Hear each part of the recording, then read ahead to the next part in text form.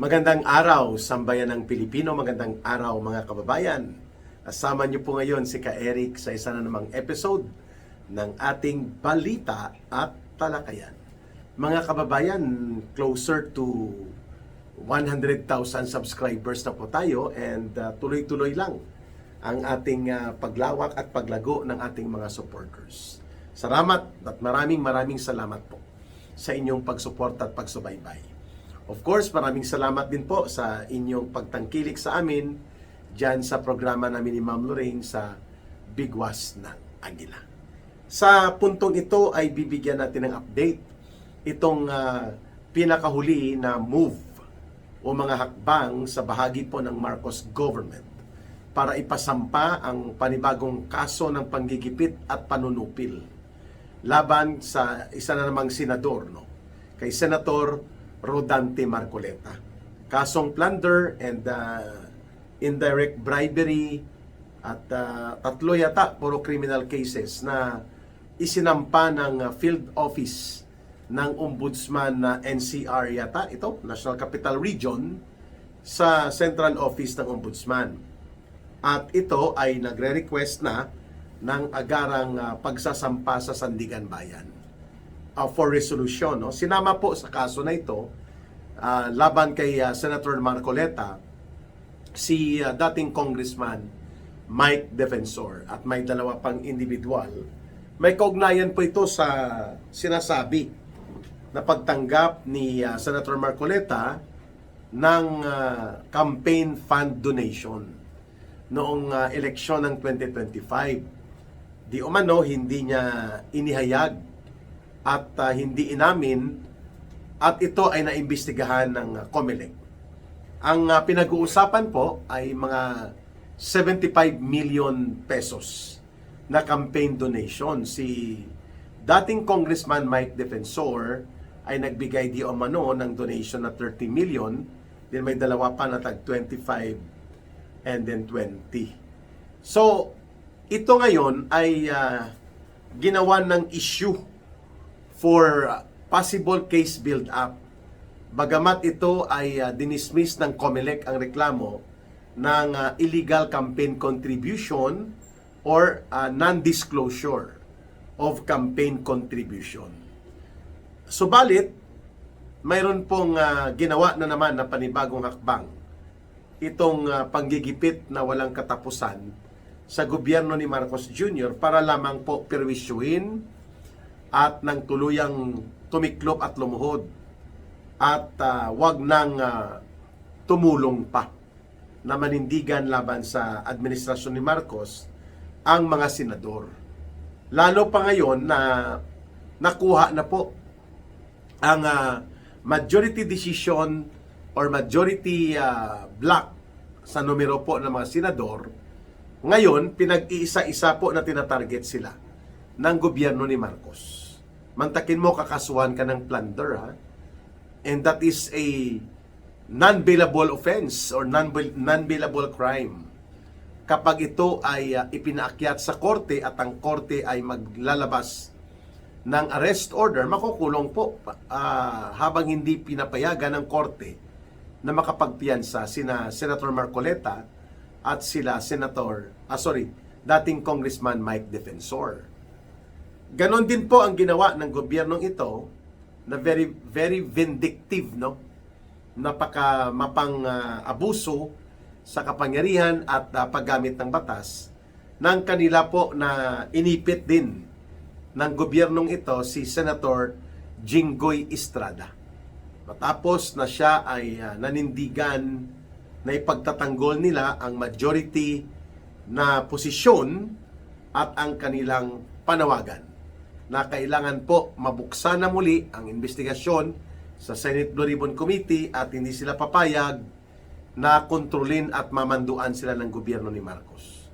So, kinasuhan din siya o nirekomenda po ng Department of Justice na kakasuhan si Senador Jinggoy Estrada. Maliban po sa kanila, mayroon pang mga inihahanda na mga kaso o mga pangaharas laban po kay Senator Bongo, Senator Joel Villanueva, Senator Chis Escudero. Ayan. Dahil talagang hindi maatim at hindi makakayang tanggapin ni Marcos Jr., di ko kayang tanggapin na hindi na si Soto at Lacson, hindi na kasi si Soto at Lacson ang nagmamando ngayon ng kumpas ng mayoriya sa Senado. Kaya hindi po makokontrol at madidiktahan ni Ginoong Marcos ang proseso ng impeachment laban sa Vice President. At pangalawa, of course, ay malinaw na takot din si Marcos na muling magbubukas ang Senate Blue Ribbon Committee na hindi po niya makakaya na ito ay mapipigilan pa sakali mang ipatawag na sa Senado ang ilang mga importante na mga witnesses that can cause explosive and very damning revelation laban po kay Marcos Jr. at kay Martin Romualdez. Itong the brave 18 soldiers, mga dating sundalo, Marines, karamihan na sila ay naka-detail dati bilang security team ni Ginoong Saldico at sila ang ginamit para mag-deliver ng mali-maleta na mga pera at iba pang mga toni-tonelada na partida ng perang pinagkakitaan sa sindikato sa pangungulimbat ng Kabanang Bayan.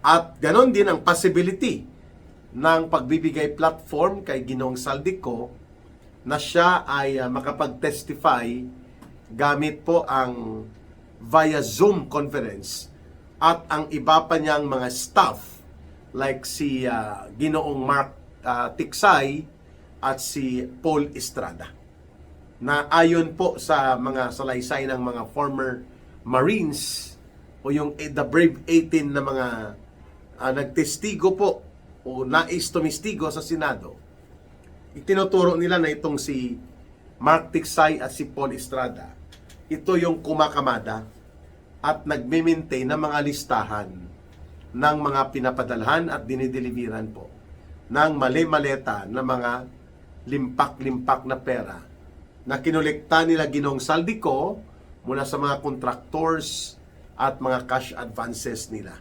Dahil nga buong sistema ng sindikato sa pangungulimbat at sistematikong pangungurakot ay alam na alam po ni Ginoong Saldico because he was part before of the inner circle ni Marcos nang siya po ang itinalaga bilang Committee on Appropriations Chairperson for almost 2 years and a half, mga kababayan. At ito naman ngayon ang gustong gawin ni Marcos matapos na wala ang kontrol ng Senado sa manipulasyon at dikta nila Ginoong Marcos. Kailangan po maraming mga senador sa bagong majority ang dapat gulatin, pilit-pitin at paluhurin so that the explosive investigation sa pagkakasangkot nila Marcos at nila Romualdez dito sa pinakamalawak at pinakamalaking iskandalo ng pangungurakot ay mapagtatakpan nila dyan po sa loob ng Senate Blue Ribbon Committee. Kaya hindi po in-expect ni Senator Marcoleta ito, nasasampahan din siya ng kaso. Kasama po si dating Congressman Mike Defensor. Ang taktika na ito, mga kababayan, tinatawag po ito na lawfare o law warfare. Ginagamit ang mga batas at ang kaakibat na mga pagsasampa ng kaso at reklamo batay sa mga batas na tinitingnan nila like use of unlawful means of publication, cyber libel, o kaya inciting to sedition. Lahat ng ito po, ginamit na sa mga iilang mga personalities sa oposisyon. Pero itong plunder, laban kay Senator Marcoleta at kay dating Congressman Mike Defensor, napakadelikado po ito.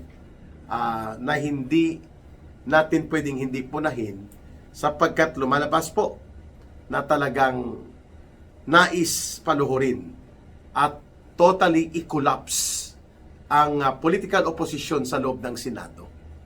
Kaya naman po, kahit na katawa-tawa daw itong kasong ito at baka makatsamba na mag-cooperate ang Sandigan Bayan at ipaproceed niya ito sa trial, kawawa naman po si Senator Marcoleta at si Senator or si Congressman Mike Defensor na ginamit sila bilang visual aid or props dito sa layunin ni Marcos na gamitin at i-exploit ang investigation and ang arrest order na ito na kailangan po nila mapahina ang fighting unity and fighting will ng mga senador na hindi nakokontrol sa ilalim po ni Ginoong Marcos. Kaya nangyayari ito, no? And aside from this, sa kaso ni Senator Marcoleta at ni former Congressman Mike Defensor, marami pa pong ibang mga social media personalities and commentators ang tinatarget din upang maisasampa ang mga kaso laban sa kanila. Kagaya po ngayon ng ginagawa ng NBI, pati po si Attorney Harold Respicio, tinarget na rin po siya na sampahan ng kaso ng Center for the Investigation of Cybercrimes. At naireklamo na rin po sa NBI at ipapatawag itong si Harold Respicio. So sino pang hindi nahaharas, no? Marami pa po ang mga pinagkakasuhan ngayon ng NBI at ng taga-DOJ dahil ito ay utos daw ito ni Marcos na patahimikin at palampain, no, ang mga consistent na nagpupuna at bumabatikos sa katiwalian at pandarambong ng gobyerno at nagbubunyag po sa naturang mga pagkakasangkot mismo ng gobyernong ito ni Ginoong Marcos. Kaya naman, maliban po kay Attorney or Senador Rodante Marcoleta, ay mukhang ipatatawag din hindi lamang si dating Congressman Mike Defensor, kundi ang iba pa po na tinatarget ngayon na magkakaroon din ng mga kaso at ginagamitan nga ng naturang sinasabi ko batas para butasin ang batas mismo. This is a clear case of political persecution, harassment, and intimidation. Nang tinitingnan ko dito na paano nagkaroon ng plunder case. Si Senator Marcoleta, hindi naman po siya ang nagnakaw sa kaban ng bayan. Ganon din po si former Congressman Mike Defensor. Ang kanila lamang po pinakamabigat na ginagamit ni Marcos sa kanila ay they are perceived to be the leaders of the opposition group sa mga parallel at iba pang initiative dahil nga tinutulungan nila ni Marcoleta at nila Mike Defensor ang mga sectoral organizations at mga pagkilos nito na lumawak din ang kanilang participation sa usapin po ng naturang paninindigan ng mga organization. So dahil sa nailahad na ngayon ang malaking possibility na kakasuhan din ang iba pang mga senador, ay mukhang magkakasubukan po ito. Kasi pagkat alam din po ng mga nasa majority senators ngayon kung ano ang dapat kalkalin at pabaliktarin po sa nalalaman nila tungkol sa mga kaganapan dyan sa Senado. So this will not be alone laban sa mga mayoriya ng mga senador. Kung hindi, pati po ang ilang personalidad sa loob ng Senado, tinatarget na rin po para pakalmahin at wag lumawak ang suporta nila dito sa tinaguriang the 15 brave ex-soldiers na ngayon ay kinoconsider na bilang mga whistleblowers. Ayan. Bantayan natin mga kababayan na kung sino at ano pa ang mga isasampang kaso sa ilang senador. Dahil lumalabas din ang pangalan dito ni Senator Bongo itinuturo din po siya na kasabwat nila former President Duterte at nila Senator Bato de la Rosa. Kinakalibrate lang daw at tinitimpla muna ang mga paghataw ng naturang mga pananagutan like itong pagsilbi ng ICC arrest order at ang pagsasampa ng kaso sa ilang pang mga senador. Hindi ito palalagpasin dapat ng Senado. Regardless of political differences, once the institution of the Senate is already attacked, obligado po dapat na tayo ay manindigan din kasama ng mga senador. Yan ang hindi ginawa po nitong mga silent minority na lumalabas that they were informed ahead of a possibility of escalation of tension sa Senado laban po sa mga taga-NBI.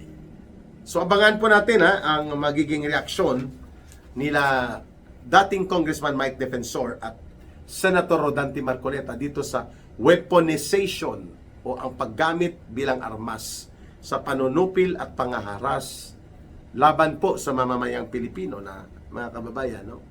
Ito po ang nakikita natin ngayon na update that even other senators na hindi po kasangkot naman talaga dito sa problema sa ICC arrest order ay piperwisyuhin din po sila nitong gobyerno sa pamamagitan ng pagsasampa ng mga kaso at upang maperwisyo, mapanghinaan ng loob po ang mga ilang personalities na nasa political opposition.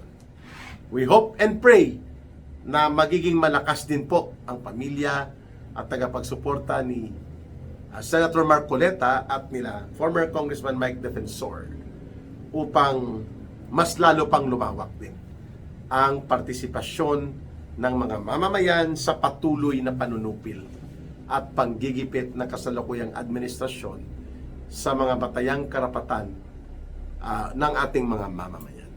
Abangan ang pagbabalik po ng Balita at Talakayan with Ka Eric.